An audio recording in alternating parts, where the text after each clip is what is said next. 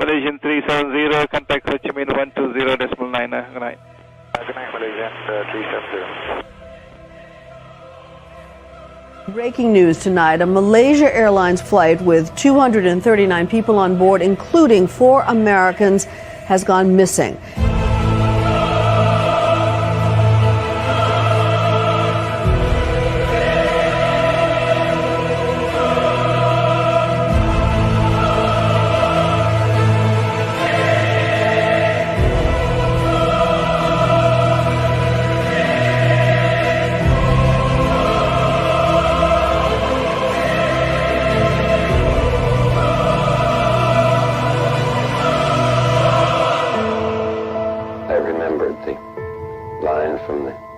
Scripture, the Bhagavad Gita, Vishnu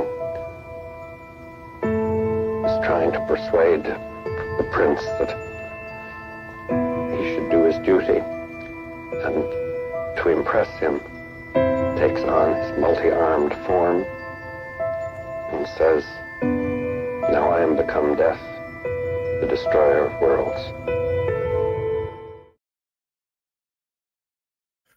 Welcome to the live stream, everybody. Thank you for being here. Holy crap, do I have a good one for you guys tonight? Yes, Thermonuclear Secrets Part 1. I have to be very careful at this point about what we're calling the stream and what the topics that we're discussing on the stream. But we're going to push it as far as we can possibly push it here, guys. So here's the big question. Here's the big question, guys. What is the basis for tonight's stream? The basis for tonight's stream, like many other streams before this, is what is going on in this video right here. What is going on right here? What is going on right here when this plane disappears? It's a question I've been asking myself quite a lot, is what is actually occurring when we see this flash of light emerge from this plane disappearing? There must be something happening. And the path this has led me down, and you guys, if you've been watching along with me, is free energy, cold fusion, that they've been hiding teleportation technology and fusion technology. We know this is some type of non-radiative flash, meaning there's no heat coming out of it. Why do we know that? Because we have a second video that shows us there's no heat. And one other thing I want to point out is, guys, look at these orbs. Remember, we watched this in slow motion. We were watching these orbs in slow motion. You can see there's no dark lines behind the orbs. This is going to become extremely relevant later in tonight's stream. Notice there's no dark lines behind the orbs. They're not releasing exhaust behind them before they zap the plane. So I've been on a lot of podcasts, and I've been saying that I believe they figured out this concept of zero-point energy with the Manhattan Project. Possibly before that, but definitely by the Manhattan Project.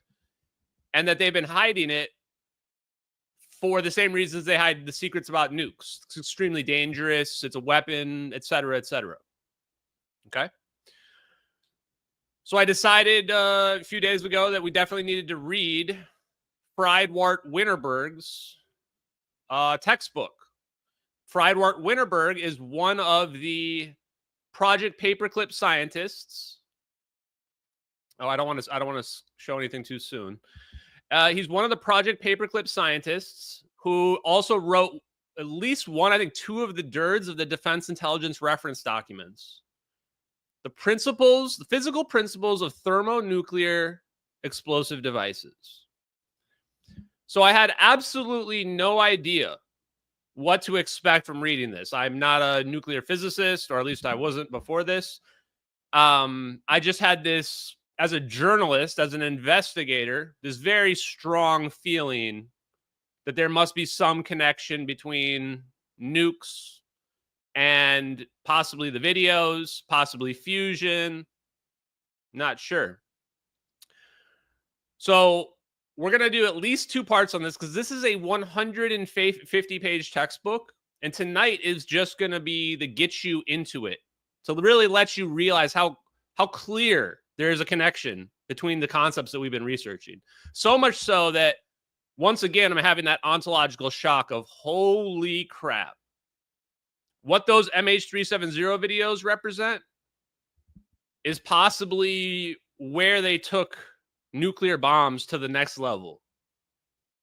In fact, what I've been trying to figure out with respect to that zap we just saw is what kind of reaction is that? Is that a neutron bomb? Is that a fusion bomb? What are we seeing happen to the plane there? We see these orbs of energy contract onto the plane, and then we see this massive zap, but the plane's just gone. My theory is that it's some form of thermonuclear reaction that we're seeing. My theory is that there must be some chemical reaction that's occurring there that we can figure out. And we might be able to figure out from the flash that's released. That's our biggest clue. That's our biggest clue. One more kind of spoiler for later on the stream is that almost all, I think all nuclear weapons release like gamma rays. So if that's gamma ray flash, that's an indicative sign that we're looking at some sort of nuclear reaction. The flash is the thing that if anybody has worked on nuclear weapons, that flash of light that is a non-thermal flash, they probably knew immediately that that's a sign of a nuclear type of device occurring. If that is a gamma ray release of photons. And what did Salvatore Pais say? When I first spoke to Sal and asked him about the flash, he got really quiet about it. Wouldn't say anything. And then later on, in like, I think the third interview, said something about gamma release. Okay, guys, it's about to get crazy.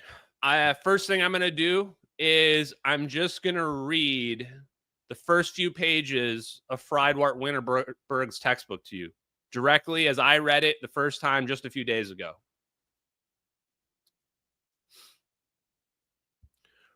Okay, right at the beginning, they have one of these forwards, right? So this is somebody else writing this forward. I'm just going to read the whole thing. It is, I'm going to make sure I get this right. How should we do this? Let's do it like this. This is better. It is appropriate that this, the first volume in the Fusion Energy Foundation series of books on the frontiers of science and technology, should have as its subject the basic physics of thermonuclear explosions. The tremendous energy released from fusion reactions defines the most advanced aspects of strategic and economic policy for the last decades of the 20th century. It has been an unavoidable fact of life since the Manhattan Project that fusion science has been closely associated with research on thermonuclear weapons. Wow. The H-bomb first brought this process of fusion to public attention. Let's go. 2 decades before scientific advances have brought fusion energy to the threshold of energy break-even. The H-bomb, right there. The H-bomb was the source of fusion even becoming a thing, even an idea. The H-bomb led to fusion research. Why? We know why. They figured out space wasn't empty. They figured out infinite energy, and they hit it. They hit it. The solution to the originally formidable problems of substantial energy release from weapon systems has been an integral part of the advancement of controlled fusion, particularly in inertial confinement fusion. Let's effing go! Inertial confinement fusion, are you kidding me? Are you kidding me? The exact kind of fusion that we've been talking about, the one that George Miley's working on, that Frank Mead were working on, the one with the plasma, all that exact kind, that's the kind that they're hiding. You gotta be kidding me. You gotta be freaking kidding me. This book is from 1981. 1981, this book is. Where's the date? Right here. Fusion Energy Foundation. This book is older than I am. This book is older than I am.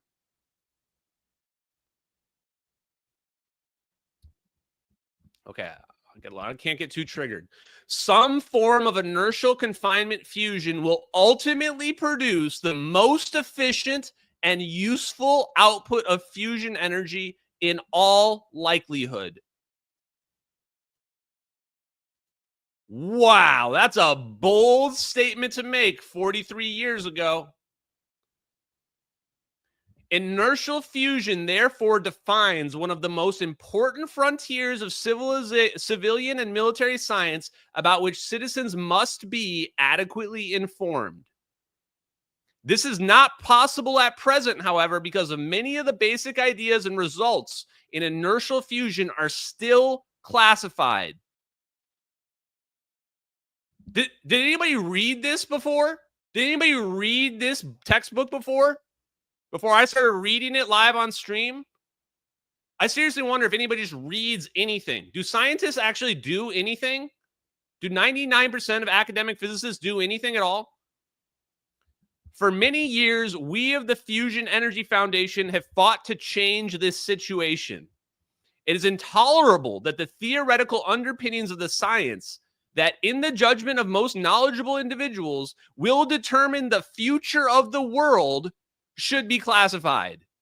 It is intolerable that the leading edge of human thought has deliberately been made inaccessible, not only to the layman who needs to be informed, but also to the working scientist, to whom this situation poses unacceptable choice of surrendering an independent role as a civilian scientist or being cut off from access to the principal data that relate to this most important area of research.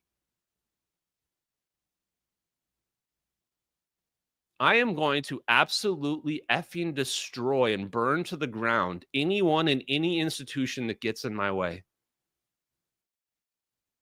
Dr. Winterberg's book is not only a valuable contribution towards properly informing citizens on these crucial civilian and military scientific frontiers, it also reminds us of the use of hydrodynamic tradition involving such pioneering figures such as Ludwig Prandtl, which has proven so fruitful in modern science and technology.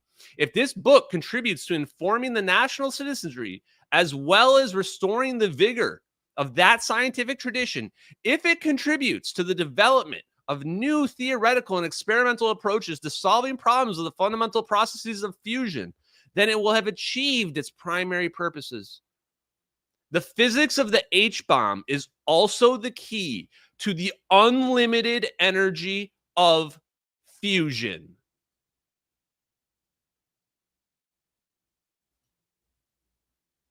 Wow. Hold on, I got a new emoji for us, chat. Which one is it? Hold on, where is it? I think it's this one. Let me just see. Okay. Holy smokes, guys. What's this thing down at the bottom here? Make this go away. A referral link? I don't care about referral links. Here we go.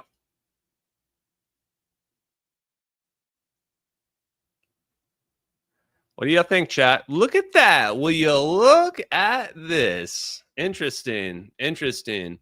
So that's just the intro. That's just the forward. That wasn't even written by Winterberg.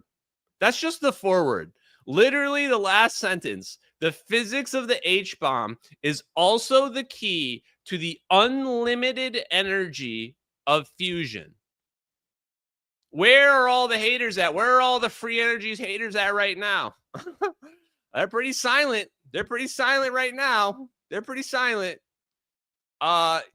So let's just go to the actual preface, okay? I'm not even done yet. Thermonuclear weapons are the most destructive technology ever devised by man. Why then, some may ask, would I write such a book? Would the publication of it not accelerate the race towards more countries acquiring those weapons, ultimately leading to a thermonuclear holocaust with casualties in excess of 600 million people by conservative estimates, and the destruction of a large part of our cities and industries in the civilized world? The answer to this question would be yes. If there ever was such a secret to guard, without which no thermonuclear weapons could be built. This assumption, however, is totally false. The possibility of thermonuclear reactions has been known since 1928, and the discovery of nuclear fission 10 years later provided a match for their ignition. The ignition of thermonuclear reactions requires temperatures of 10 to the 8 Kelvin, which can be produced with an exploding fission bomb. All of the remaining questions as to how fission and thermonuclear explosives would have to be arranged are technical details. The only reason that not every country with the desire to own thermonuclear weapons does not have them is the lack of knowledge which can be obtained from the published literature. But the extreme expense and need for a highly developed industry to produce the required nuclear explosives, including the materials, both for the fission trigger and the fusion bomb. Fortunately, however, there's another aspect of thermonuclear energy that is known as a controlled thermonuclear fusion. What? There is another aspect of thermonuclear energy that is known as controlled thermonuclear fusion. It requires replacing the fission trigger with some other means of igniting the fuel. Recent progress towards this goal gives us real hope that we are close to a breakthrough. The prospect of controlled thermonuclear energy promises an abundant and clean source of energy that could last for millions of years. This underlies the extreme significance this energy source holds for our future. However, because of the close scientific connection between inertial confinement fusion, which is one of the most promising approaches, and thermonuclear weapons, the government has put this kind of research under the wraps of secrecy. What the hell? There it is, right there in the introduction by Friedwardt Winterberg. He says it straight up right there. He is immediately saying that we are connecting the idea of a fission bomb. When most people think of nukes, including myself before I read this, I thought, oh, nukes are just fission bombs. No. I'm going to skip ahead and just read this other part that you guys need to listen to right now. Let me pull this up. This is later on in the same paper. I just don't know exactly what page it's on, so I'm just going to share the screenshot instead. Right off the bat, you can see at the top of the screen, a better choice would be to use a mixture of lithium-6 or deuterium, I think is what that is. Literally everywhere throughout this textbook, lithium-6 is used as a catalyst in these reactions all the time. And I can't get out of my head the fact that there was 500 pounds of lithium-ion batteries in the cargo bay. Maybe, yeah, I think, is that Jeremy in the chat? So someone just said deuterated lithium-6. Deuterated lithium-6. There was 500 pounds of lithium in the cargo bay. So I just can't get that out of my mind. But that's not what I wanted to read off here. It's the second paragraph. These various concepts fall under what is called the thermonuclear booster principle. The advantage of such a hybrid fission fusion bombs over pure fission bombs is probably so great that we have reason to believe that practically all smaller nuclear weapons now incorporate this thermonuclear booster principle. One additional advantage of the booster principle is that it works even with ordinary plutonium. That is plutonium from which the plutonium-240 has not been removed by isotope separation. The reason for this is simply that the high explosive imploding of the plutonium bomb does not interfere with the interaction between the fission and the fusion process. Okay, it was basically just this booster principle that I wanted to read. So this booster principle, they're basically saying we are attaching a fission bomb to fusion thermonuclear material to cause a fusion bomb reaction. So that was the first takeaway from Friedwardt's textbook. Now, actually, I just want to show this next part because this next part is just so crazy. Actually, let me finish. I think I'm going to finish reading the intro first. Okay. So I'm just going to read that last sentence one more time. However, because of the close scientific connection between inertial confinement fusion, which is one of the most promising approaches, and thermonuclear weapons, the government has put this kind of research under the wraps of secrecy. Boom. Right there, now I know 100% the MH370 videos are connected to nukes. It's connected to nukes. Why is it suppressed? Why have I been getting attacked? Why has everybody been trying to discredit the MH370 videos? Because they're trying to protect America's nuclear secrets. They're literally trying to protect America's nuclear secrets. I don't even blame them.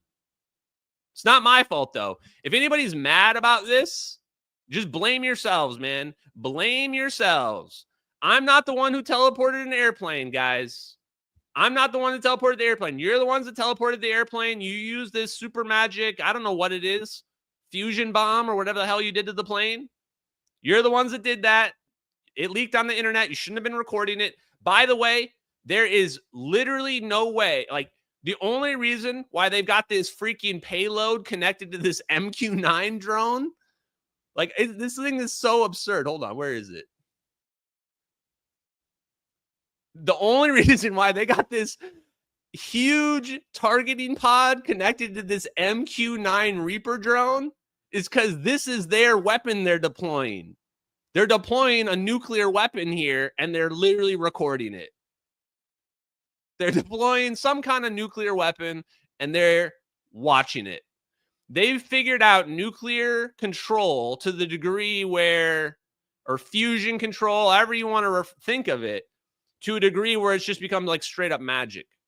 But that's why they're recording with this camera. They're recording with this camera because they're doing this and they know exactly what's about to go down. That's why this guy's zooming in and out, because they know this is their weapon. This is just like a day in the office to them. It's just a day in the office. Look at that. Jeez, man. Okay, watch the. Okay, let's keep going. But since it is a delusion to believe that such a secret exists, this self-imposed secrecy has had the effect that research performed in government laboratories cannot be checked by the general scientific community. There you go. That one's for Sabine. That one's for all the academic physicists right there. Is that if you don't make the science available to the public, then they go, well, where's the science? Where's the proof? And the government says, well, we classified it. We classified it. If secrecy persists, therefore errors are likely to be made that will cost the taxpayer millions of dollars. The resulting failure could retard progress towards controlled fusion by many years. Spoiler alert, it's 43 years later. It did. It retarded the fusion by several decades. In fact, I love saying that so much, I'm going to say it several more times. The failures retarded the fusion, guys. That's a factual statement. I'm not being bigoted at all. The failures of these gatekeepers retarded the fusion. I love saying that. Ironically, this eventually could lead to the very energy war fought with thermonuclear weapons that the government wants to avoid. Some people may argue that perhaps we should declassify inertial confinement fusion research, but keep weapon research secret. This is important. Listen. This suggestion, however, is completely unfeasible, since certain aspects of inertial confinement fusion research closely resemble the problems in weapons research, making a separation of the two problems impossible. Boom. There it is. He drops the hammer, chat. What have I told you?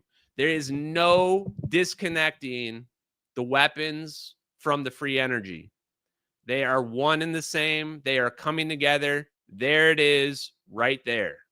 This is the shit they're hiding. I'm 100% sure this is what the UFO community is hiding. This is what Congress is hiding. This is what all these goddamn gatekeepers are hiding. They've had fusion research solved for decades.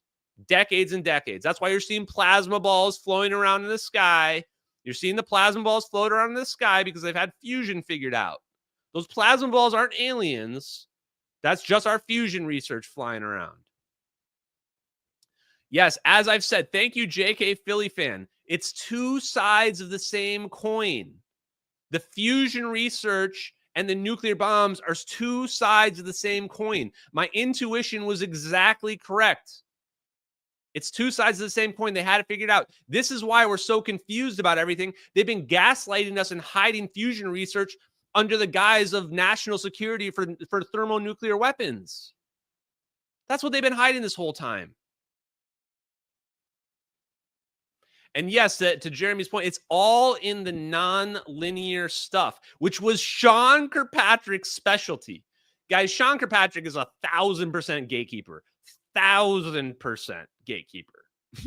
These guys know. They put the people that are the engineers that are in the know at the top to make sure that nobody else figures it out. And they're keeping us dumb so that we can't figure it out ourselves. But unfortunately, too late for that. We got the videos. Now we know what they're doing. Now we know what they're hiding. Let me finish this up.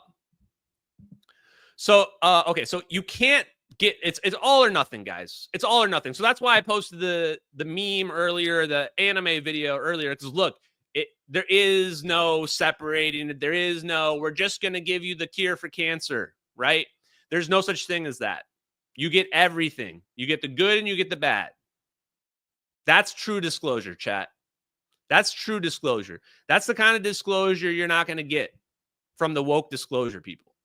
The woke disclosure people are going to tell you the aliens are coming here to make everything better. They're coming here to make everything better, or they're going to come here and say their aliens are coming to destroy us. We have to fight up against the aliens.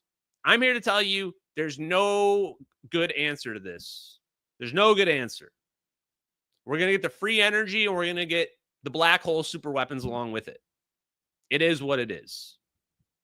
Unfortunately, we can't have nice things. I even agree with the people that are hiding it. I get it. I probably would have made the same exact choices. But at the same time, now it's 2025. Now your secrets are being exposed. Now, now I guess this is how we get disclosure. In science, one is not permitted to make a prejudicial value judgment before the data are put on the table. A request like that would resemble an order given by the church to scientists who study the scriptures to restrict their studies to those scriptures arbitrarily called the only holy or canonical ones by the church, by the ancient church congresses, and to ignore all other apocryphal gospels or scriptures. Science cannot be divided like this. And any real scholar would disregard such an order. A scientist cannot be ordered to ignore any questions of inertial confinement fusion for peaceful energy production. They may also have weapons applications. To comply with this indivisibility of science, I have included in my book the topic of thermonuclear microexplosions and some exotic concepts making use of thermonuclear explosives that even advance basic physics. Wow. What an ending to that introduction. He's like, hey, by the way, there are exotic concepts that can be used, and I'm going to go ahead and throw you some sprinkles. of those. So that'll be for Friday, guys, when hopefully I finish the whole thing. I want to skip ahead. Oh, actually, this is also really good. This I forgot about this quote. Werner von Braun once said that we have invented rockets not to destroy our planet, but to explore the universe. Similarly, we may say that we have discovered thermonuclear energy not to destroy our planet, but to advance mankind towards a peaceful galactic culture. Wow. Guys, Friedwardt Winterberg is my spirit guide. I've decided out of everybody, he's the guy. He just shot straight to the top of the list. I love his attitude. I love that he's just putting it out there. I can already tell what kind of person he was just from reading his introduction and the foreword by the other guys in there. He clearly wanted this information to come out. He cares about science. He clearly, his answer to like, he's given us the answer to, is it worth it, right? Is it worth it to spread this information? And he's saying science can only progress if the information is public. And without that information being public, then we're going to be led astray. Then we're kneecapping ourselves.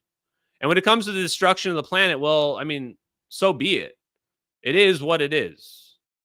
Like, the science exists. And what he was saying is that we've known about thermonuclear weapons since 1928. And there's been enough information publicly available that if somebody wanted to destroy the planet, they could have done so already. We've known about it for almost 100 years. Nobody's destroyed the planet yet. So maybe we should just put some faith in humanity that we'll make it through this. And that's why I say I kind of disagree. We're going to definitely destroy ourselves. We are definitely going to destroy ourselves with this technology. And I still say, let's roll the dice. Let's roll the dice. Let's find out what happens. So my super secret weapon against the window is only partially working. It's called a piece of cardboard. Not very high tech. But the next thing I want to show you guys, let me just scroll and show you this. This is a little spoiler for things to come here. So I was reading through this. I've gotten through about 6 or so chapters. I just want to show you one chapter. Talks about the origins, and I'm going to go through a little bit more of this in a second. Thermonuclear explosives, the types of reactions that are happening. It's important to point out that the two major fuels that are essentially used are either deuterium, DD, or DT, deuterium, tritium. Okay? So DT and DD. Remember those words, DD and DT, guys. So when it comes to the nuclear reactions, we're generally dealing with DD or DT.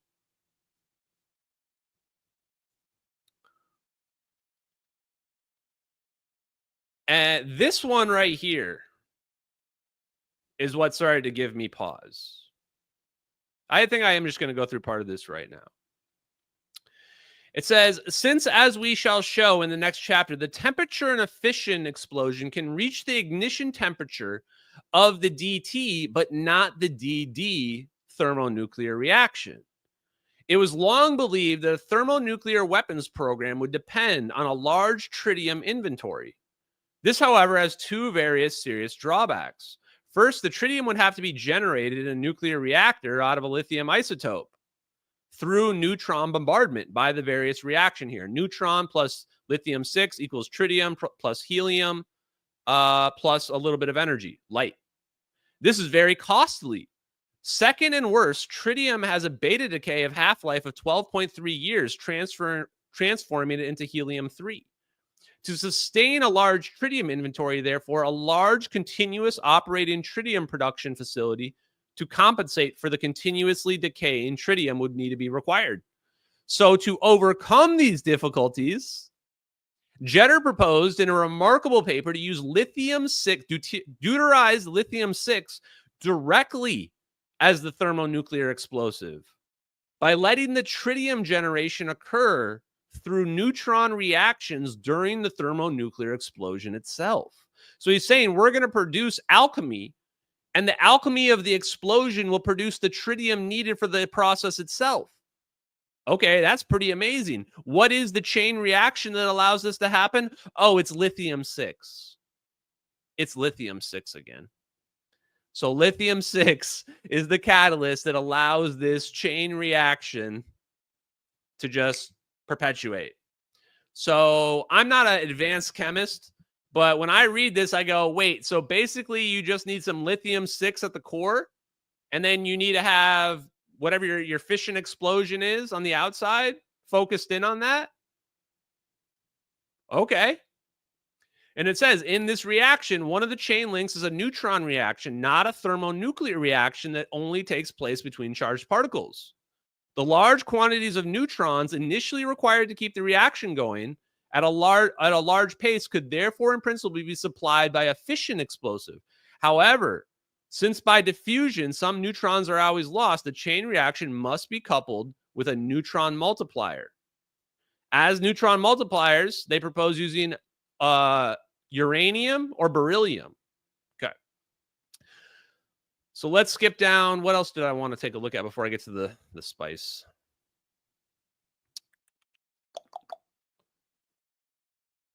Okay, we got the hydrogen bomb. Okay. Okay, I'm going to skip through some of this. I may come back to it in a second. But what I want to show is they talks about using a fission bomb as a trigger. And they say, okay, well, using a fission bomb as a trigger, there's pros and cons to using either a plutonium bomb or a uranium bomb. Is this the one about and to reach the ignition state as well? It pretty much rules out a deuterium-deuterium connection. It says basically you must have a deuterium-tritium in order to achieve the temperatures required. But I have a feeling that that's not really going to be a requirement based on today's technology. But here's the fun part. So it shows kind of what the designs of some of these are going to be. And here's the main idea of the design. The main idea of the design is you're going to have this fission reaction bomb, and then next to it, you're going to have this fusion material.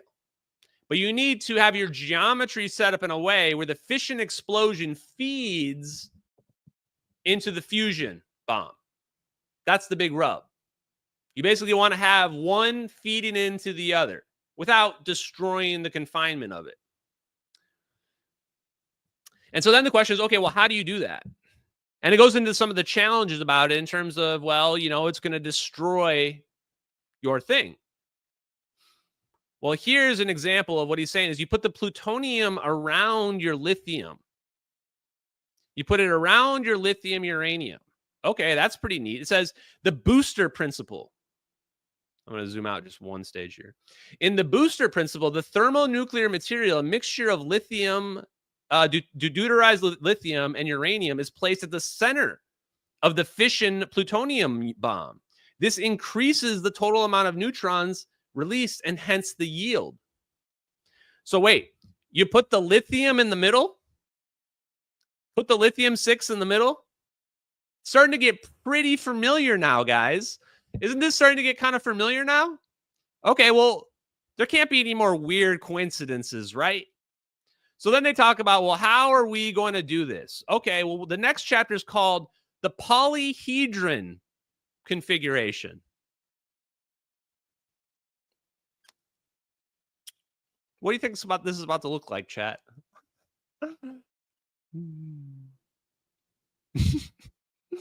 What do you think this is about to look like here? Maybe I'm just going to read it first. I want to read part of this. One of the problems in igniting thermonuclear explosions, other than the deuterium-tritium, is the temperature of an exploding fission bomb falls short of what's required to ignite a deuterium-deuterium thermonuclear reaction, and even a lithium-deuterium reaction.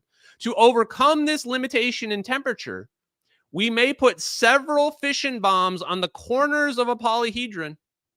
If the fission bombs in this configuration are detonated simultaneously, they will generate a convergent shock wave. Convergent meaning towards the middle, which would become spherically symmetric. It would become spherically symmetric in a limiting case of an infinite number of fission bombs. In practice, the number of fission bombs is limited. How many fission bombs, chat? How many fission bombs do you think it takes? In practice, the number of bombs is limited. The smallest number is 4. which would have to be placed at the four corners of a tetrahedron. The minimum of 6 bombs may actually be required, or the departure from spherical symmetry may become too large. Hold on.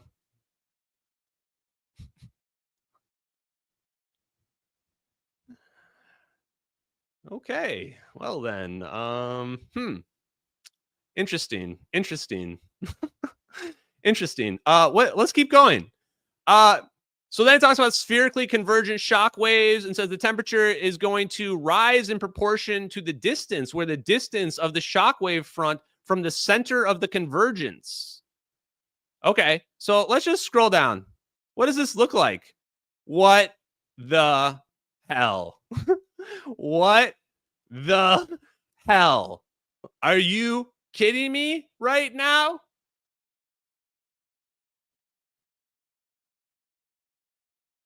That's what it looks like? Well, indeed. Well, indeed. 3 fission bombs surrounding a central object that's your fusion bomb that uses lithium-6 in the middle. I mean, how can it not be connected? There must be some connection here, right? Like John Kramer, the guy that's explaining EPR experiments, is a nuclear physicist. Friedwardt Winterberg is one of the authors of the DIRDs, and he's saying this is how you can create a thermonuclear detonation. Has there ever hold on. Has there ever actually been a public thermonuclear detonation like this before? One that used this process of fission and fusion bomb combined?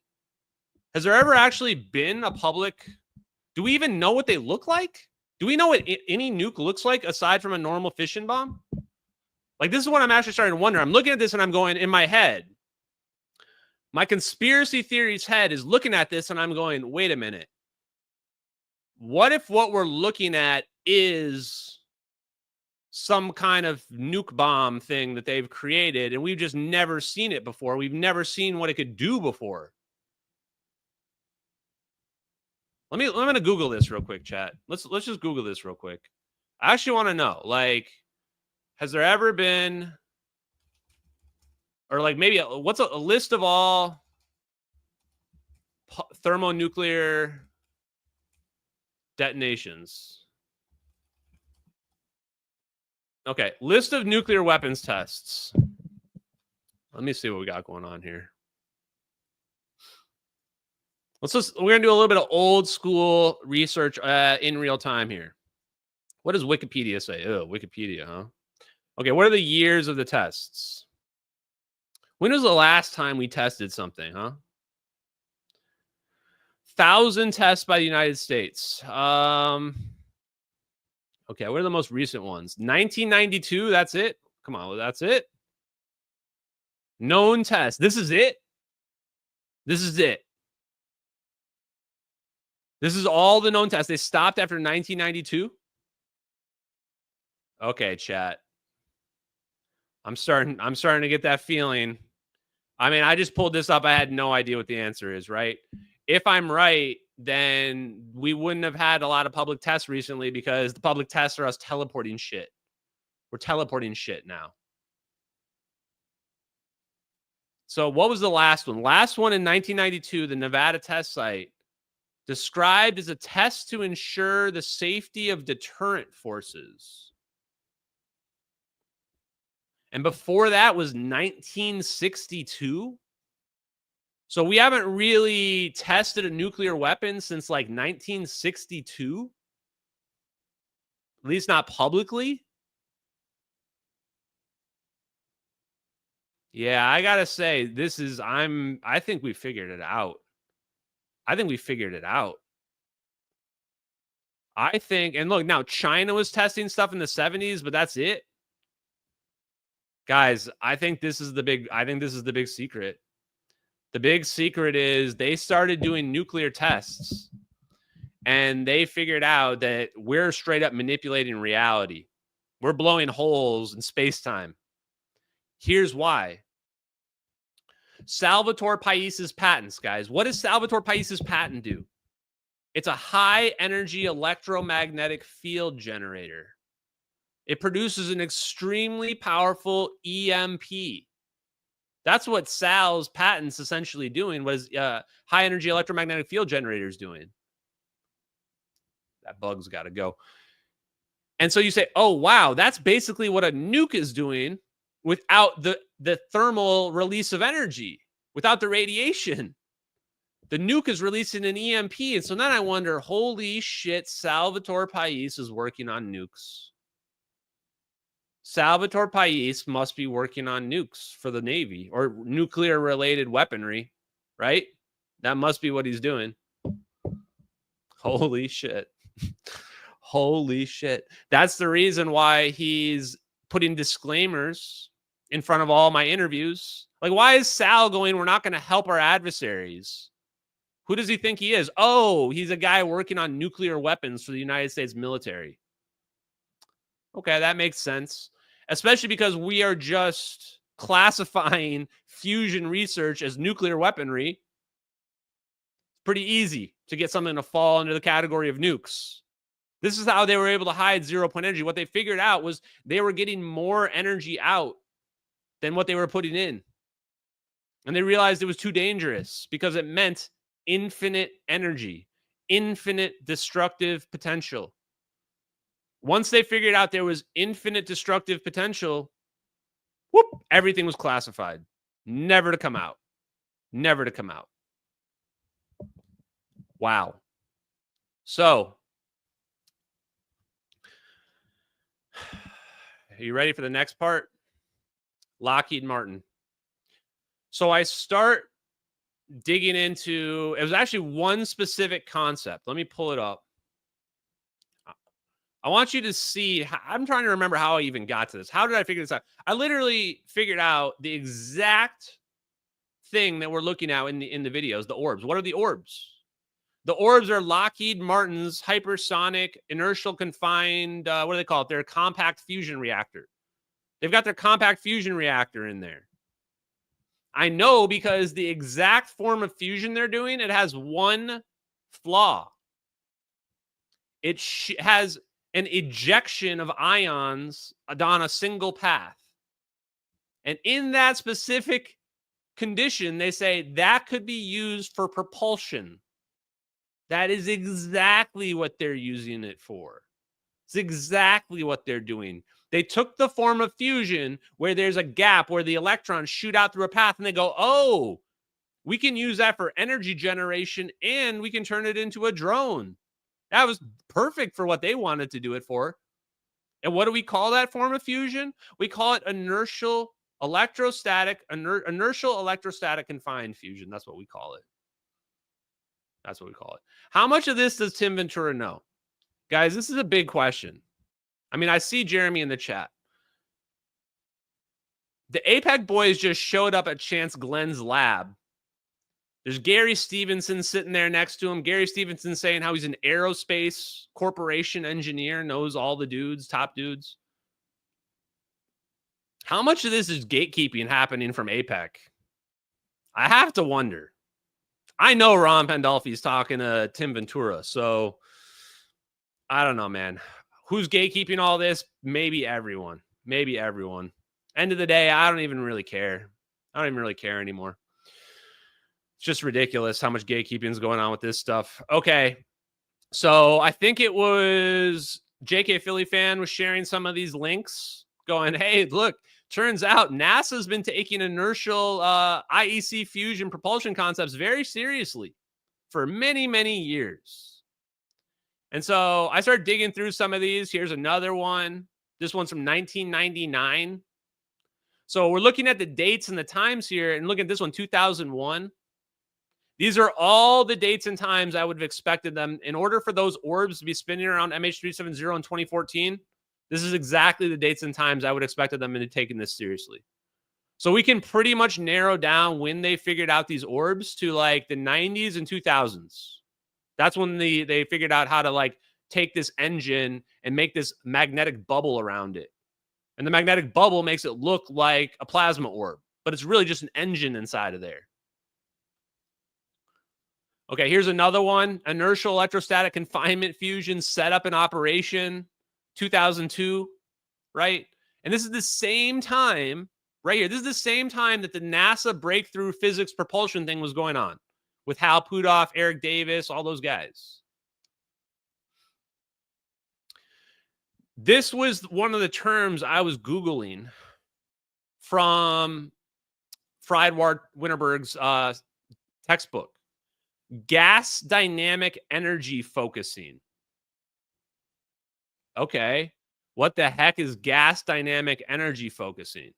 So I started looking through this, and it's basically just like how to use, same kind of concept, how to use the plasma moving around for Lorentz forces and how to concentrate that energy down to a small region in a gas. And this led me to a video. I started looking around. I found a video on the internet. And I have edited that video down to the most important 2 minutes because it was about Lockheed Martin's compact fusion reactor. And when I saw the video, I just said, okay, if this video is legit, I just found the Orbs. Here you go. Wait, which one is it? This one. Creating a concept that can be contained using a magnetic bottle. The bottle is able to handle extremely hot temperatures, reaching hundreds of millions of degrees. The heat energy created using this compact fusion reactor will drive turbine generators by replacing the combustion chambers with simple heat exchangers. In turn, the turbines will then generate electricity or the propulsive power for a number of applications. Modern turbojet engines work under a basic premise: to suck in air from the front, compress it, and ignite it with fuel as it passes through a turbine at temperatures of about 1200 degrees Fahrenheit, producing thrust on its way out the nozzle. Similarly, turbofan engines split the incoming air into two. One part goes into the core compressor, while the rest activates the propeller and adds a bit more thrust and velocity. However, the combustor part of the existing engines could be replaced by heat exchangers to produce the same thrust with no fuel. In 2018, Lockheed... They just said right there, you can remove the combustor and exchange it with a heat exchanger. That's what they've done in the MH370 videos in the Orbs. Those Orbs don't have a combustor inside of them. They are using a heat exchanger. Why? Because they need to lower the temperature. They're producing fusion at the middle, and then they're sucking that heat out and turning it into electricity. And that's how they're producing a huge, huge amount of electricity. These things are extremely advanced. And here you go. Here's Lockheed Martin's patent. Lockheed Martin patented what the company calls encapsulating magnetic fields for plasma confinement. According to the official document, the machine will confine the reaction up to 2,000 times better than any current system. 2,000 times better than any current system. Do you know what the number one thing is for why we don't have fusion right now? It's called confinement time. The ability to keep the plasma consistent, stable, and confined. And right there, their patent says they can do it 2,000 times better than currently publicly available means. And they aren't lying. They aren't lying. How do I know they're not lying? Because we're watching it. Because those plasma orbs right there are 2,000 times better confined than any known form of fusion at the moment. And that's from 2014. That's from 2014. Even more interestingly, the design will allow for the construction of much smaller fusion reactors than Boom! Look at that bad boy right there. Friedwardt Winterberg, I've been reading some of his other papers as well. This is part of the reason why I haven't finished his textbook yet. I'm getting sidetracked on side quests. Concentric spherical ring formations. That's what's going on inside of the MH370 video in the Orbs. It's not just a tube. It's not just a tube. It's ring magnets. Concentric ring magnets that are superconductive. They're superconductive. Why are they superconductive, chat? Because what do superconducting magnets do? They repel magnetic fields. They push the magnetic field away. Why? What does that do? It makes the magnetic field more powerful the further away you are. Now, why would that be useful? If you're trying to confine a plasma into a region of space, you want the magnetic field to be more powerful the further away from the center you get. Why? Because that makes it impossible for the plasma to escape. It creates a, what should we call it? How about a magnetic bottle? You create a magnetic bottle where the plasma cannot escape it. What would you call that? I'd probably call that a plasma orb. A plasma orb. That's what you create. They're using super powerful superconducting electromagnets, just like the ones Ning Li and Popklanov were working on. Ones that can achieve beyond 20 Tesla. Beyond 20 Tesla. You don't have to believe me because, guys, I bring the receipts every time. Get ready. Previously thought possible. The patent reads, quote, Fusion Reactor 110 has novel magnetic field configurations that exhibit global MED stability, has a minimum of particle losses via open field lines, uses all of the available magnetic field energy, and has a greatly simplified engineering design. Okay, so that was explaining Lockheed Martin. Basically, their compact fusion reaction, explaining how they're able to produce this compact fusion reactor, fusion research at this small level. Okay. Let me go back to the previous one.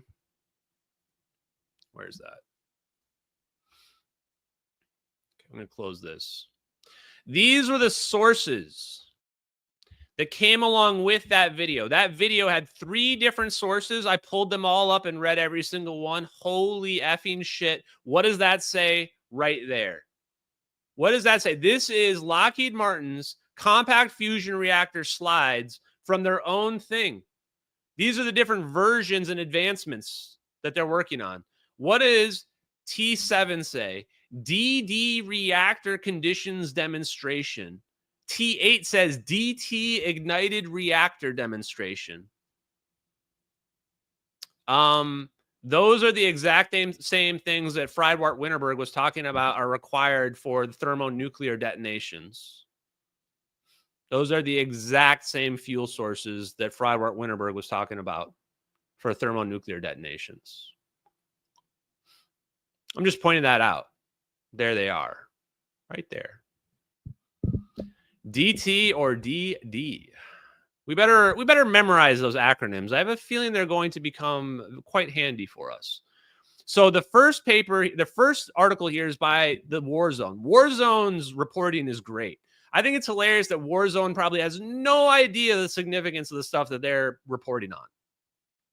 So this is all about Lockheed Martin Skunk Works compact fusion reactor.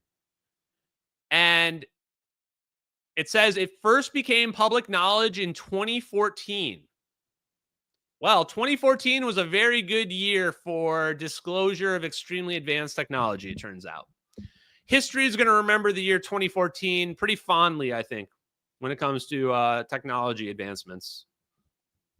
The work we have done today verifies our models and shows that the physics we are talking about, the basis of what we are trying to do is sound. Jeff Babioni, Skunkworks vice president, said, this year we are constructing another reactor, T5, which will be significantly larger and more powerful reactor than our T4.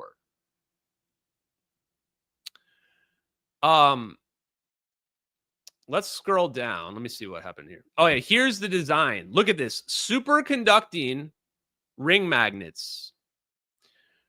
The superconducting coils more efficiently generate magnetic field to contain heat and pressure of the reaction. Let's see. Where's the part I wanted to talk about? Somewhere down here. So then it talks about ITER. Where is it?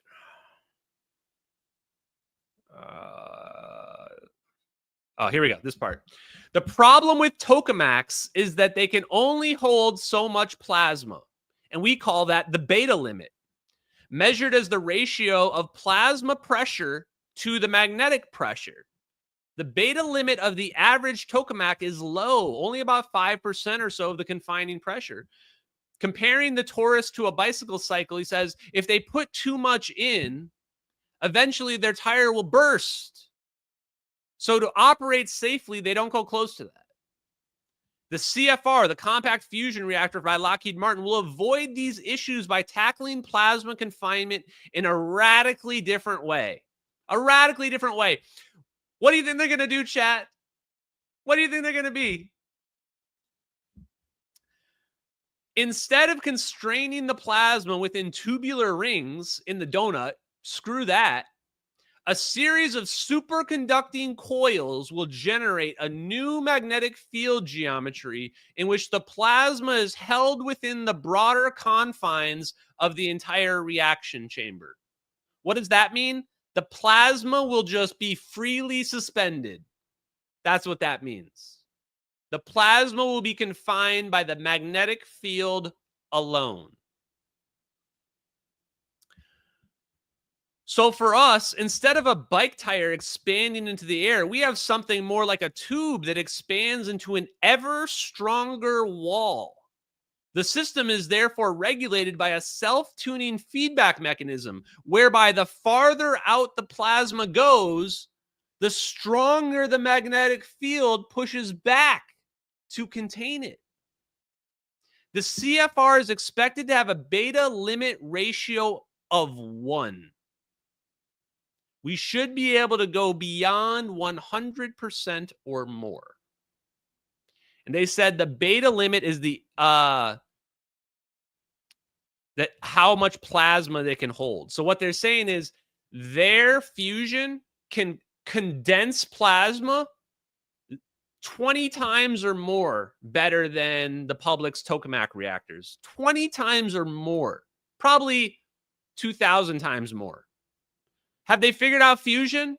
Yeah, they figured fusion out, chat. I think they might have figured it out. Just a hunch, chat. Just a hunch. The CFR design could eventually be small enough to fit inside of a shipping container. It's smaller than that, but still be able to power a Nimitz-class aircraft carrier or up to 80,000 homes.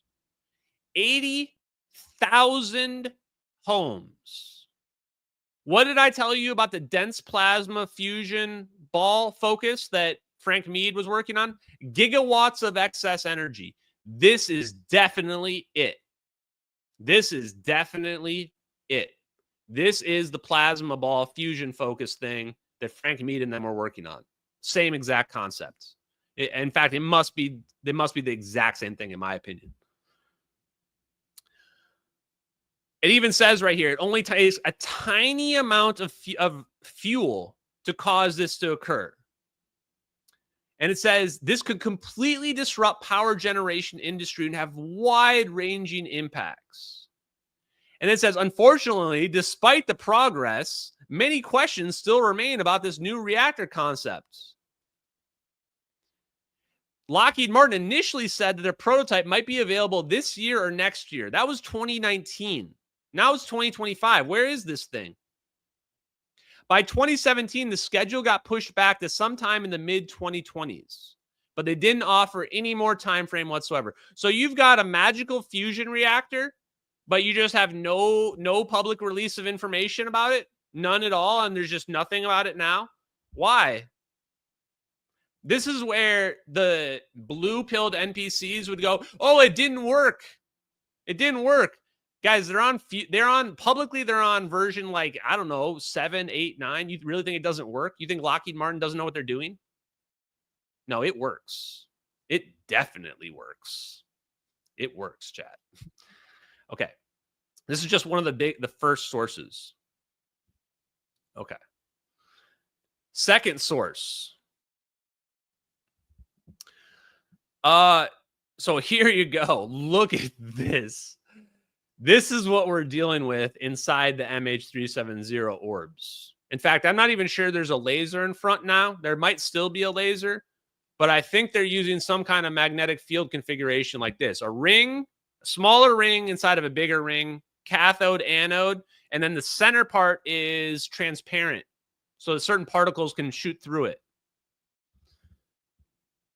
So this is the basic design for it. And then the design, because it's a tube, the air flows through it and out the other way. That's why when we see in the MH370 videos, these dark lines before and after the orbs, that's why. This is why right here.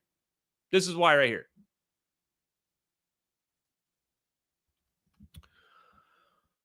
Okay, and it straight up, they start bragging right after say this. It can be 1/10 the size of current fusion reactors. So they start talking smack right off the bat. Okay, let's go down. What was the part I wanted to talk about? Here you go. From the Lockheed Martin photographs of the confined fusion reactor, it shows similarities to a magnetic configuration known as cusp geometry, perhaps one known as picket fence. The images show a series of ring-shaped electromagnets arranged in a row, like curtain rings on a rail. Bingo. Exactly what I'm looking for what's inside the MH370 video orbs. Exactly. If it is a picket fence, then the plasma would need to be confined along the axis running down the middle of the rings, and the electromagnets produce a series of magnetic fields that bulge outward from the central plasma, a series of cusps. The effect of this is that if a charged particle near the axis moves outward, it starts to experience a magnetic field that pushes it back. This is gentle at first, but the further the particle strays from the axis, the more strongly it's pushed back towards the center. This makes the confined plasma less prone to instabilities. So then it talks about the cusp geometry, but this is where it gets really spicy. Lockheed's statements refer to combining the best parts of several configuration approaches. They didn't just take one, they took the best parts of several configuration approaches. Cowley thinks they may be using a technique called field reversed configuration. When I saw this, my ears lit up, my eyes lit up, and I went, wait. I remember this field reverse configuration thing. I didn't really know what it was all about, but this is interesting. In which helical magnetic fields are induced in the plasma so that it confines itself. Yes. Yes. Yes. Helically induced magnetic fields cause the plasma to confine itself. LFG, baby. LFG. Woo! FRCs, again, date back to the 50s and 60s, but they tend to be very short-lived, lasting on the order of 1 millisecond. They're probably trying to create an FRC inside of the picket fence. Exactly. And then he says, it does appear to be some sort of cusp geometry device, but more complicated than a picket fence. It also appears to have structure known as a magnetic mirror on either end. This acts as a magnetic plug to stop particles escaping along the axis of the device. Yes! I got you! I got you, Lockheed Martin!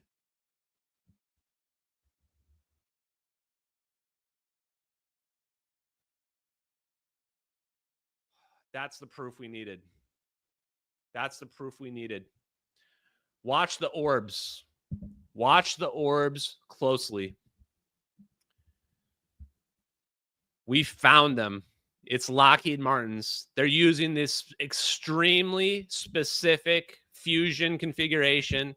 It allows them to lock off, to turn off one side of the orb. Remember, when we look at these orbs right away, you can kind of see the line in front of the orbs. In fact, let me show the other version. We need to see the version where it's easier to see. You need to see that they can turn off and on these lines in front and behind the orbs, because this is what we're seeing. So look, you can only see it from behind right here. The line is only behind the orb right here because they've got it turned off, so it's not sucking in the air yet. And then they turn it on right here. You can like see them turn it on where it's starting to suck in air from the front. And it's still expelling air behind it. You can clearly see it. It's amazing. Look at that. You can see the exhaust coming out of the back, and you can see it sucking in from the front at the same time. But then watch what happens. After it zooms in, there's no more exhaust behind it anymore. Why? Because they've pinched off the exhaust part. There's no exhaust coming from behind the orbs anymore. So whatever's coming in there, it's just accumulating. It's just accumulating. Look at it. There's no lines behind the orbs. You can still clearly see the lines in front of the orbs because they can control the magnetic field to block off the expelling exhaust.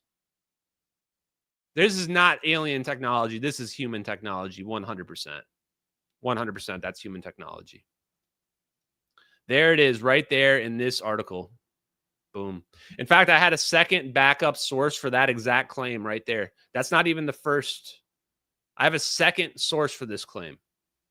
And it predates this one by 15 years. By 15 years. I didn't even read this part. It appears to have electromagnetic coils made from superconductor inside the reaction vessel. If they were in that position in a working fusion reactor, the superconductor would be destroyed by the high energy neutrons that are the product of the fusion reactions. In other designs that use high temperature superconductors have more than a meter of shielding. So they've figured out a way to protect the superconductors from the reaction that's happening right next to them. Right next to them. Researchers at MIT believe that this could be reduced to as low as 77 centimeters. Trust me, it can be reduced a lot lower than that. So this goes to show, right? This paragraph goes to show how far advanced Lockheed Martin is relative to what the public thinks is possible.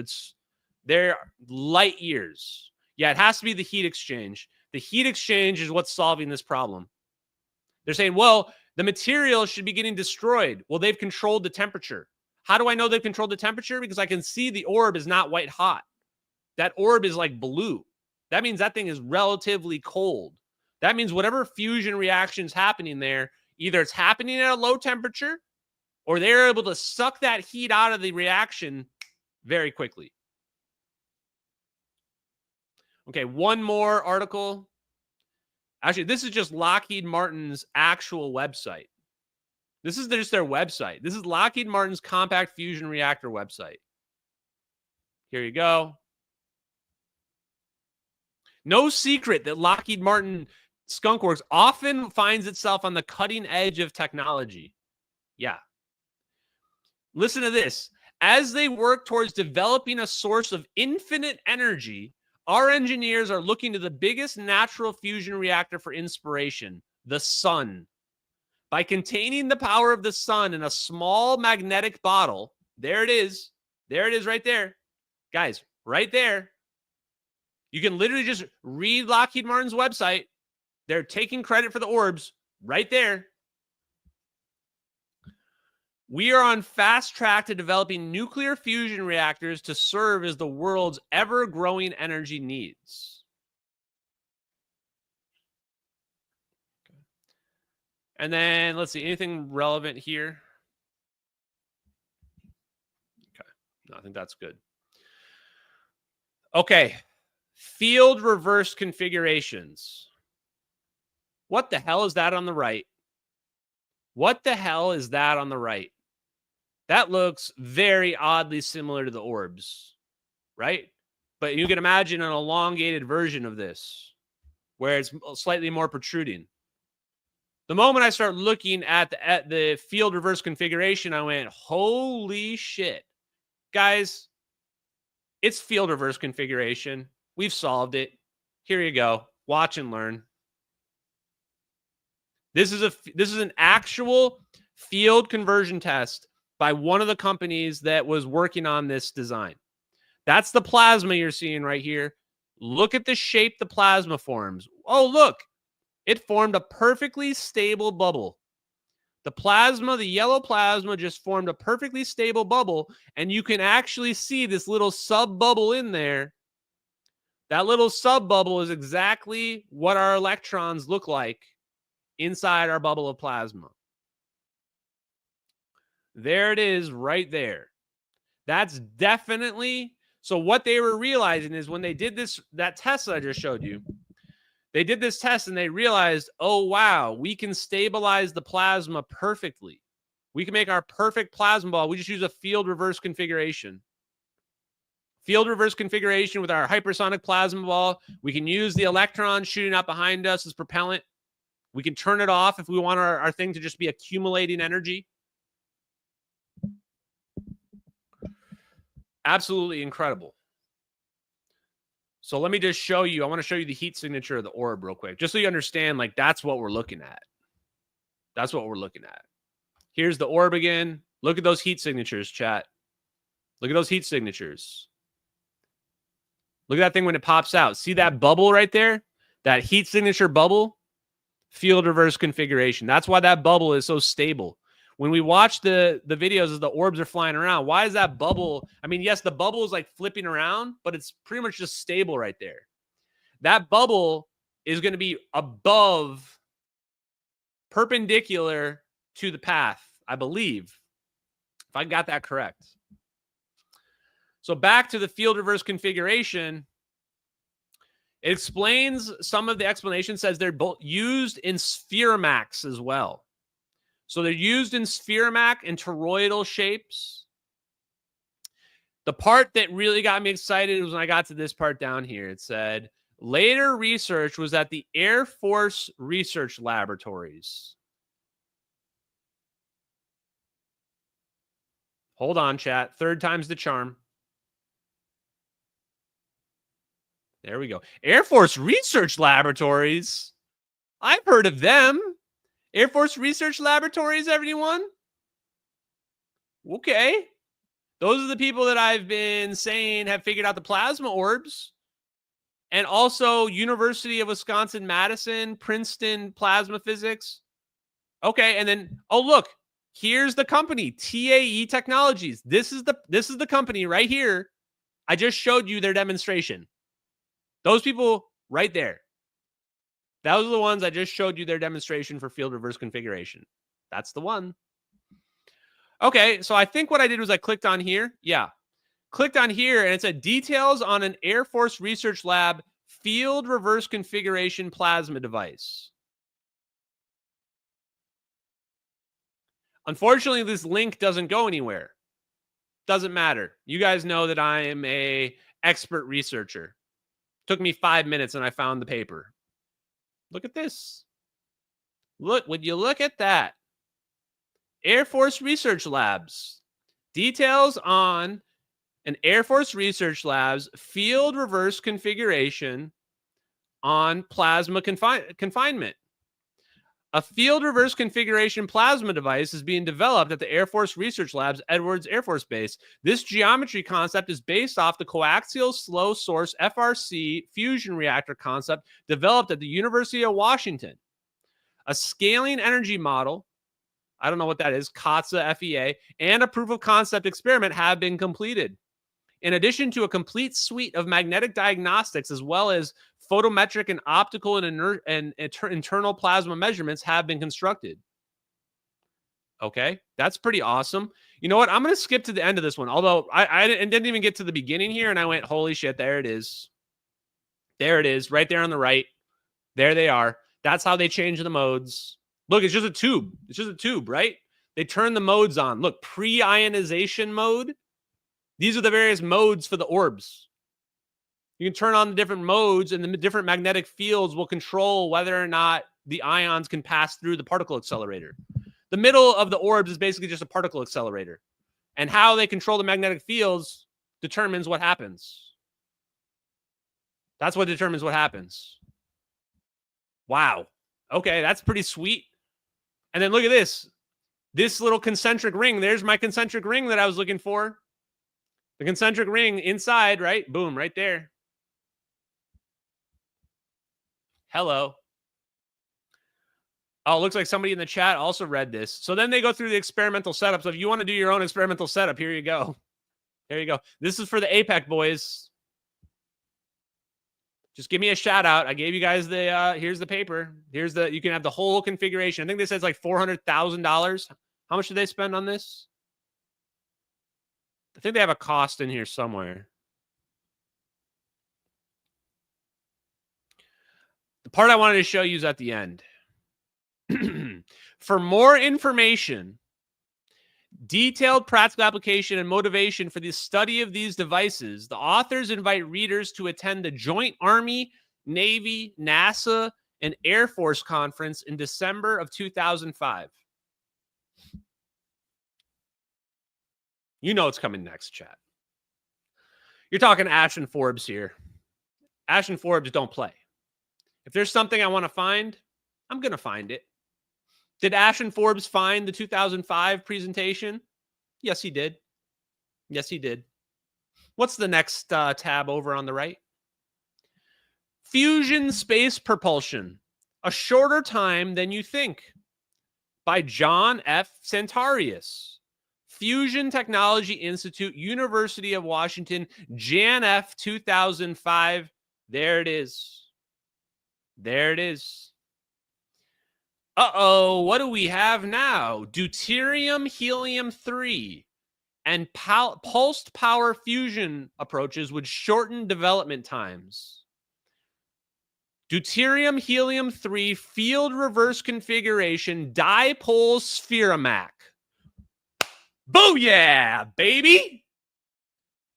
Yes, I mean to say I am interested in your dipole FRC spheromac configuration. Please tell me more. Thank you very much. And look at it. It compares it to conventional DT tokamak and says, look, we're going to get the fusion rockets way before they do. Well, you had me at page 1, good sir. What else do you have for me? Okay, then it talks about various different types of fuels. It says that we can use deuterium helium-3 fusion, and this will be more efficient than other fuel sources. Here you go. It says if we compare this to other research, we can see that the efficiency of this type of fuel might be really, really high. So now I'm starting to wonder, what is the fuel? Because there's some fuel that these plasma orbs are using. Maybe it's just deuterium helium-3. Maybe it's just deuterium helium-3. And then here's a bunch of math where it's showing you, look at this here, guys. What does this look like? First generation fuels. There's your nuclear fuels right there. DTDD. I told you guys, keep those in your memory banks. You're going to see them a lot. Why is there a connection between nuclear weapons? Because of fusion research. Fusion research has been completely classified. They've had it cracked for a long, long time. And he says, look at these additional second generation fuel uses deuterium helium-3 and proton to produce a proton. And then third generation fuel is just helium-3, helium-3.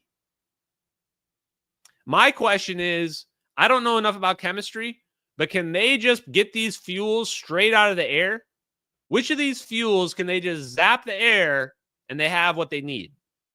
That's the one I'm most curious about. Decades of plasma physics progress created sophisticated tools that will facilitate the development of innovative concepts. And then right here, it compares them, DT and DD. Make this bigger. And I can't really tell what this means. It says fraction of fusion energy released as neutrons from the plasma. So if I'm reading this correctly, what this says is the amount of neutrons released from a deuterium helium-3 reaction is significantly lower than a DD or a DT reaction.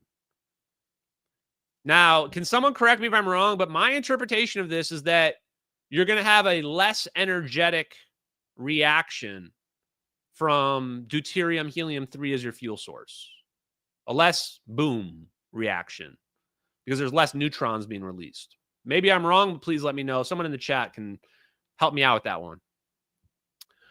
I'm pretty new to nuclear explosions, guys, so give me a break, but I can read this one here. So let's read this, by the way, guys, 2005. 2005, okay? 20 years ago. 20 years ago. DT-fueled innovative concepts become limited by neutron wall loads. DT-fueled field reverse configurations optimize the B field. Deuterium helium-3 needs a factor of 80 above DT fusion power densities. Superconducting magnets can reach at least 20 Tesla. At least 20 Tesla. Fusion power density scales as the magnetic field increases. So the power density increases more than exponentially to the power of 4. So the higher you get your magnetic field, the energy density increases significantly. Now look at that chart on the right. Look at this chart on the right over here. So potential power density improvements by increasing the B field appear at the right. So B field is the one on the right here, the Tesla. If you get it above 20, look at how high the power density gets. 1000x or higher. The more powerful you get your magnetic field, you can compress your plasma to a degree where the energy density is through the roof. Remember what Salvatore Pais said? We can amplify the magnetic field. We can amplify energy. We need a high, very powerful magnetic field to achieve the energy densities that we need to bend space-time. Well, it looks like we might have them right there. Looks like we might have them. And holy Yahtzee shit, what am I looking at on the screen right now? Power density can be very high due to the scaling. But first wall heat fluxes would remain manageable. How is that possible? Because charged particle power transports from internal plasmoid to edge region and then ends at the fusion core. Magnetic field tube can be pinched on one end by increasing the magnetic field on that side, giving primarily single-ended flow. There it is. You're looking at how the orbs work in the MH370 videos. You're looking at it right there. Holy shit. 2005 joint military scientific paper and report right there. There, look, it says thrust. It literally says thrust right there. Holy shit. Holy shit. Pulsed concepts give similar advantages by reflecting the plasma from a magnetized nozzle. They're literally just using a nozzle. And it turns out that's what we used for hypersonic jets. We just used a nozzle tube. And they were like, hey, we can just put some superconducting ring magnets in this jet engine tube. And then all of a sudden, it now just becomes like a free energy plasma device.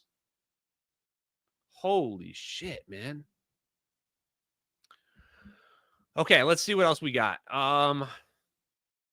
Talks about why this material is even better than using deuterium, tritium, or any other fusion reaction sources. That this is weird. You guys remember all that drama about the lunar helium-3 on Mars? Well, basically, they present this argument that, well, if we're going to use this helium-3 deuterium mix, we need to go get all the helium-3 on the moon. We need to go get all the helium-3 off of the moon. Isn't China supposed to be like trying to mine the helium-3 on the moon? I'm just saying, I don't know if this is true or not, but there's a very real possibility. If those orbs are using a helium-3 deuterium combination, then that's what they need to function. There's a possibility there might be some economic benefit to getting the helium-3 off the moon. To me, it doesn't seem like it should be required because it feels like we should be able to transmute it if we have this capability. But maybe I don't know enough about what the limitations are. I just thought this was really weird. Look at all the detail in here on this slide about this. And it even says right here, this is how we can just go harvest it. It's like we can use technology today to harvest the helium-3 on the moon for this purpose that they're just explaining right here. And look at this. Here's another look at this slide. FRC poses key desired characteristics for deuterium helium-3 fusion. Very high B field, linear external B field, cylindrical geometry, emerging understanding of why FRCs appear far more stable than magnetohydrodynamic theory predicts. Yahtzee! Why is it more stable, chat? Why is FRC more stable than MHD theory predicts? Because of the ether, because of the 0 point energy. Someone in the chat was just asking, how does dark energy, how does dark matter play into this? Those are just made up terms because they didn't want to come to terms with the fact there's an ether of energy. The ether of energy explains why it's more stable than it should be. This is like a head nod to Ken's shoulders right here. They're head nodding to Ken's shoulders going, yep, Ken Shoulders is the one that figured out toroidal geometries of plasma are way more stable than they should be. Whew. Attractive current by rotating magnetic fields demonstrated. So what are they doing? They're just rotating the plasma, rotating the magnetic fields of the plasma. That's it. It's just an intelligent use of normal physics. Well, mostly normal, let's say. Spherical torus space propulsion would benefit from substantial DOE research effort.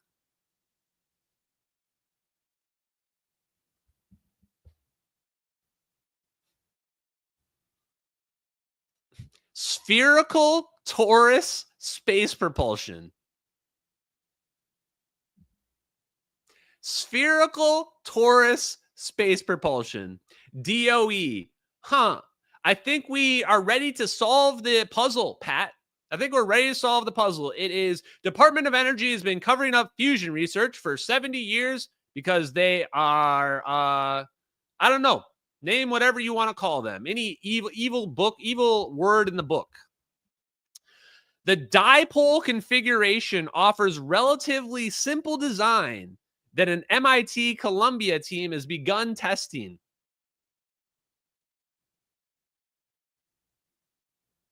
Wow. And it even references dipole space propulsion design, Edward Teller. I hear he was pretty significant when it comes to the Manhattan Project and nuclear bombs. Magnetized target fusion. Plasma jets would converge, compress, and ignite a magnetized plasmoid. This is 2005. Plasma jet version invented by Francis Theo.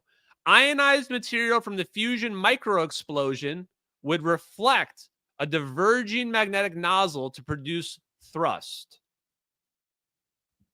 That's literally what's going on. We have a magnetic nozzle.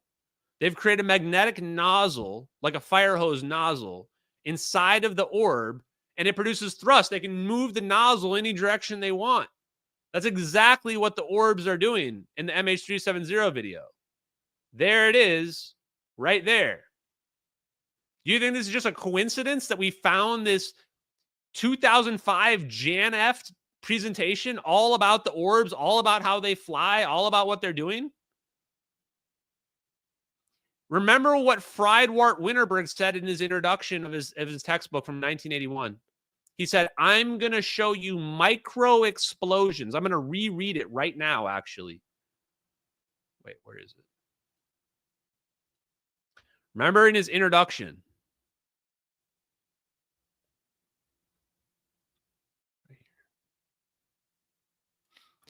To comply with this indivisibility of science, I have included in my book the topic of thermonuclear microexplosions. Then we go back to where we were right there. Micro explosion would reflect from a diverging magnetic nozzle. Friedwardt Winterberg chat. I'm 100% sure. Inertial electrostatic confined fusion. They've been fucking hiding it from us, and we are going to steal that shit back. Chat, it's time to crash out. Lockheed, DOE, Air Force. Oh, I've had enough. I'm not coming back for half of it. I'm coming back for everything. Y'all motherfuckers better lawyer up, because I'm not just coming back for the teleportation. I'm coming back for all of it. Free energy, gravity manipulation, the teleportation, everything you guys are hiding. If you're hiding cloning ability, I'm going to take some of that too. We are going to take all that technology and we're going to give it back to the people who paid for it.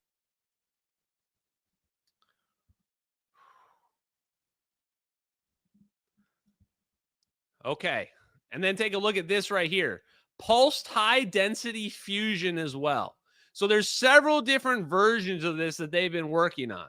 Which exact one are we looking at the videos? Not sure, but I would say at this point, I'm pretty sure they're using a ring compression of superconducting magnets, ring inside of a ring, and they're using this as a magnetic nozzle to shoot it around 360 degrees any way that they want. Any way that they want. I thought, oh yeah, right down here. FRC, the field reverse configuration expands and cools, converting fusion energy directly into electrical energy. There it is. Boom. Boom. Drop the mic, baby. Drop the mic. And then even down here, it says it may be possible to efficiently burn DD or D3 helium fuels in fast ignited ICF targets. I don't even know enough about this yet, but it's very possible that we're looking at this as well. I don't know exactly what fusion fuel source they're using in the Orbs, but I'll tell you this. I'm going to find out. I'm going to find out. There is no hiding any of this from me anymore. I can literally feel it in my bones. I am so close to going ultra instinct on these MFers. Everything is starting to make sense at this point. It's all falling into place. And we are at the precipice of figuring out exactly how to make a thermonuclear device or whatever the hell they did in these videos. Okay, I think that's about good for this particular thing. And then lastly, shout out again to JK Philly fan. Plasma energy to electrical energy converter by Moyer.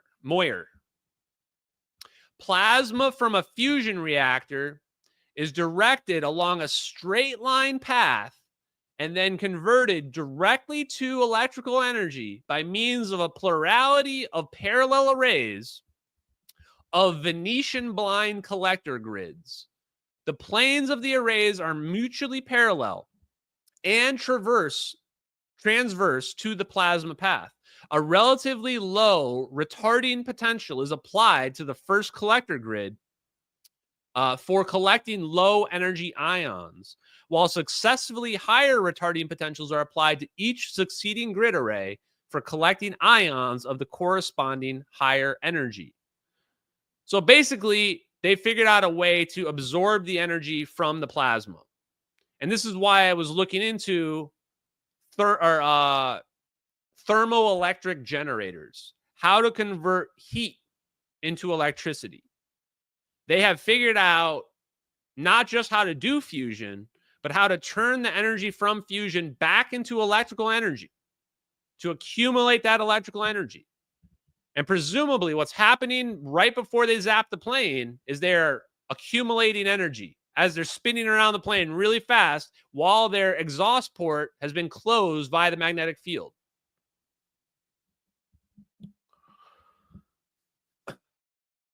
So I'm going to go through some super chats, but before I do that, to kind of close out this thought process, the zap that's happening to the plane must be some form of fusion or fission reaction. It's releasing energy The same way all these nuclear reactions, all these equations have some little bit of MEV that's being released along with them. There is some reaction happening there. What we can tell from the videos is a non-thermal reaction. My guess is it's probably cutting-edge science for 2014, 2015, might even be cutting-edge science right now. End of the day, I can say that I will find out exactly what it is. The fact that we've got textbooks that are talking about triangle formations to cause an imploding shock wave to focus on to the center point that literally has lithium-6 in the middle of it. And we've got an airplane filled to the brim of lithium-6 in the cargo bay. Tells me there's definitely something here. And now that I know that it's Lockheed Martin's compact fusion reactor and that whole thing's clearly gone dark, yeah, they're about to FO, guys. They FA'd and now they're about to FO. So Lockheed Martin, you're on notice. I'll put you next to Sierra Nevada Corporation. You guys are definitely in trouble. You guys are in timeout. Timeout. What was I going to say? What's the last bit? Sorry, I'm looking back at my notes here. So to recap, the basis for them figuring it out was the hydrogen bomb as well. The basis for them figuring it out was the hydrogen bomb. And they've been using a fission reaction to trigger a fusion reaction, which is known as the nuclear booster principle, thermonuclear booster principle. To ignite the fusion material, you use a fission reaction. Clearly, they've figured out fusion and fission reactions to the degree where they can have orbs spinning around a plane. The next part is, how did they find the connection between this nuclear reaction that they're doing and teleportation? My guess is they figured out there's an implosive effect that quite literally sucks you out of space-time. That zap where we see the plane disappear, they figured that out. Probably accidentally. But once they figured that out, they realized they might be able to control it. They might be able to control it when they do it. That they can implode an object, but make it reappear somewhere else. That's my speculation on what's been going on here tonight. Let's go through some of the super chats. I'm going to start with the Pilled. Thank you guys, Pilled. Everybody in the Pilled chat, you guys are on fire. Matt gave a cookie. Says, been a while. Any new bombshells? Well, you're watching them. You're watching them right now, Matt. Hope you enjoy. Filter Dog says, love Ashton, whether live or on replay. Thank you, Filter Dog. Appreciate you guys. Woke and Walked gifted a cookie. Says, Sean Ryan recently did a podcast with Steve Quast talking about mining helium-3 on the moon. Yes, he did. Yes, he did. And it's very interesting that all of a sudden now I'm looking at a thing from 2005, definitely connected to compact fusion, connected to the Orbs. And there just happened to talk about using deuterium helium-3 as a more efficient fuel source. Definitely interested. Something going on there for sure. Thank you, everybody in the Rumble chat, guys. If you're in Rumble, thank you very much. I appreciate you. Okay, let's do the super chats in the YouTube. Orbs were here. Thank you very much. Toth, you're the bomb. Chaotic Good. Lindsey Graham intensifies. Thank you, Chaotic Good, for the donations. I appreciate you. How do I make this thing go away so I can actually see this? Oh, there we go. Okay. Real slippery slope between the Bhagavad Gita and the A-bomb. Yeah, what the Oppenheimer, this I am become death quote. Lithium is more valuable than people realize. Yeah, if it's used in this, then it's definitely going to be pretty interesting. W69 space juice weapon. Is that what's happening in the videos? Perhaps. Booyah, indeed. Devin says Yahtzee. War Ranch, you got them by the balls. I mean, the Orbs. Yeah, at this point, I'd be scared. If I was them, I would be scared at this point. I mean, they've got to realize this isn't going away. This is not going away. And eventually it's coming out one way or another. And now that we know exactly what they're hiding, it's going to be really, really easy to figure out what else they're up to. George Superac, you're killing it, Ashton. Crazy Rogan hasn't had you on. I plug you every time. Yeah, I mean, the Joe Rogan waking up is going to be pretty interesting. I think Elon Musk waking up as well are going to be, I don't know. We'll see how they react. I don't know what they're, I think a lot of people are going to have a hard time accepting that Lockheed Martin, that the government has been able to hide such advanced technology from people without anyone catching on. Like, how is it that just some random healthcare IT guy is the one uncovering all this? People are like, shouldn't it be like a journalist, you know, that's out there like Matt Taibbi or someone like that? Nope. Random guy, random internet guy. Oh, well. The Mo, wow. Thank you for that huge donation, Mo. Appreciate you, brother. Appreciate you, man. Mike M says, great work, Ashton. You keep unpacking what they developed from their own science docs and showing it to us in the video. Lockheed equals cooked LFG. Yeah, Lockheed Martin. I knew Lockheed Martin was going to be connected to this, but I didn't think that it would be so easy to be able to figure out exactly how they're connected to it. They're connected to it through their compact fusion reactor that they're using in these orbs. They're using their compact fusion reactor in the orbs. So does Lockheed Martin have fusion reaction figured out? Yeah, I'd say they probably haven't figured out. Scent my style. What do you think the orbs look like when they're not in use? They are like a worm. They look like a worm. I have a feeling towards the middle, the rings begin to protrude outward. So it probably like that. Or wait. Yeah, like that. That's how I think it looks, but I'm not really sure. We can't really see inside, but definitely tubular, ring-shaped, and then probably gets bulkier near the middle. That way that it creates whatever it needs to create the ring or the sphere formation. Good question, though. So the orbs are not technically orbs when they're not turned on. When they're turned on, they become a plasma orb because of the magnetic field that surrounds it. Otherwise, it just looks like a jet engine, like a tube, basically. They'd probably deploy them out of like a submarine tube or some kind of like cannon because it's a pretty big thing. I mean, it's like probably like 6 to 7 feet long, I would guess. Could be shorter, but that's just a guess. Could be like 3 feet long. Chaotic Good says, do it, lady. Okay, guys. And if you want to know more about them, look up the scramjet and ramjet designs because they basically just found that they don't need to have a compression engine in their jet engine. They can just have it be a tube with magnetism and use magnetism as the compression force for the plasma. That's it. They figured out fusion.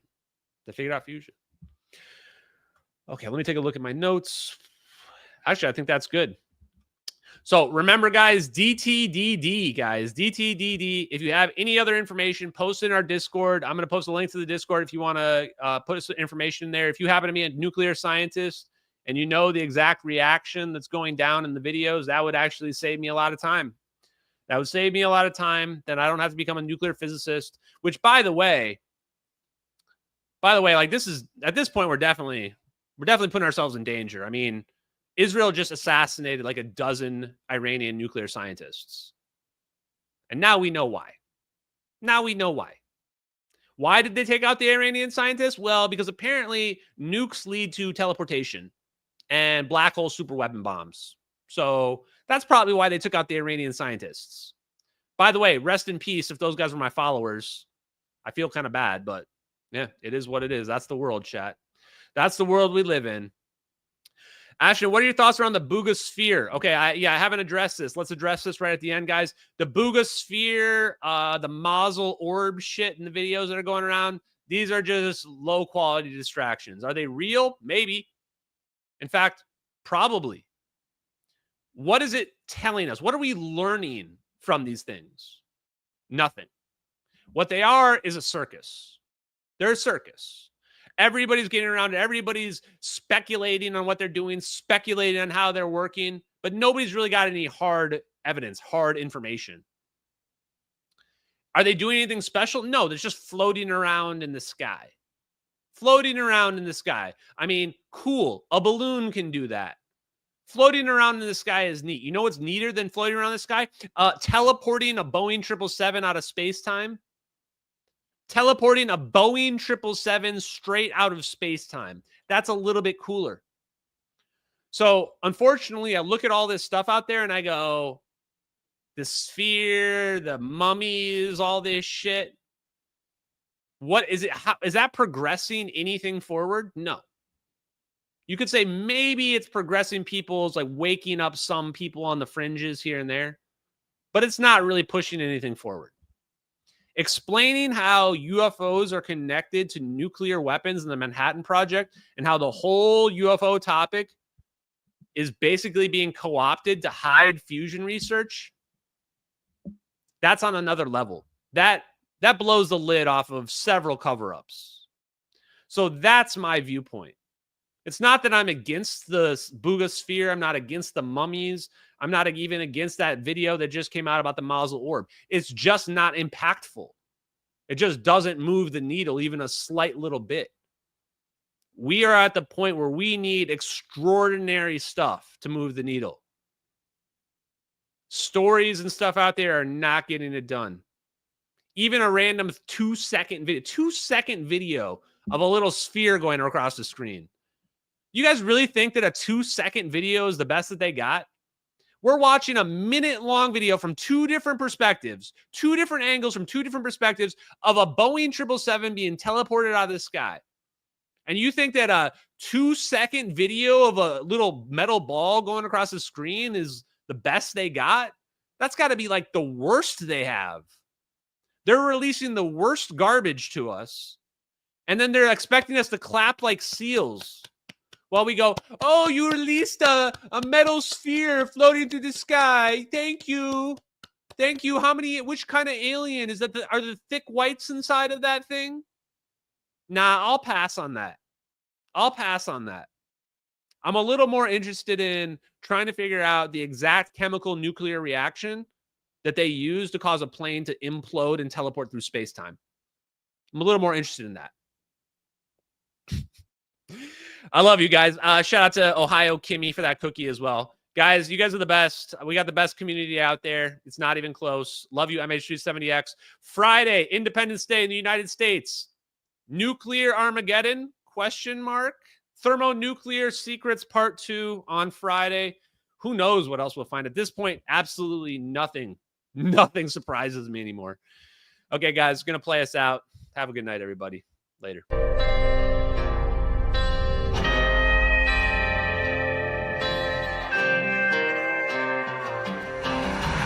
In the fields where the skies are wide, talking about a journey through the cosmic ride. Einstein and Thorne, they set the stage for a trip through time across the space age. Wormholes connect distant points in space, traversable paths to a far-off place. No black holes pull, no crushing weight, just a cosmic tunnel to a distant gate. Talking wormholes, stargates, negative energy, travel through the cosmos, it's our destiny.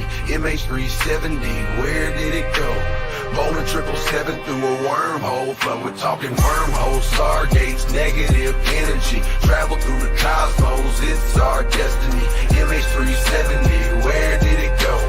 Boeing 777 through a wormhole flow.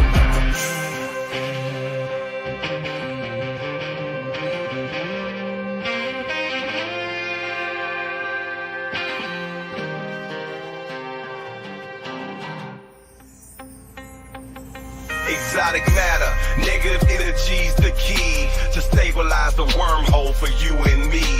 Quantum vacuum squeezed so tight, creating conditions for this wondrous flight. Static fields and lasers in the lab they play, generating forces in a new kind of way. Gravitational squeezing, Casimir's force, negative zones we need to stay the course. Talking wormholes, stargates, negative energy, travel through the cosmos, it's our destiny. MH370, where did it go? Boeing 777 through a wormhole flow. Thin shell formalism plates so fine, spherical geometry we realign. Energy conditions that we must defy. For a stable wormhole, let's give it a try.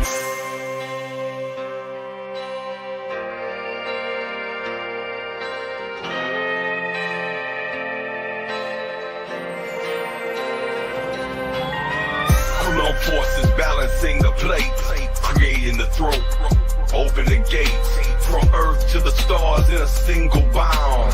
A shortcut through space profound.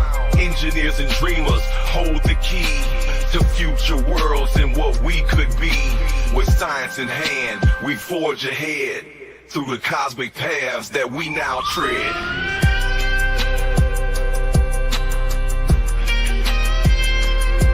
We're talking wormholes, stargates, negative energy, travel through the cosmos, it's our destiny. MH370, where did it go?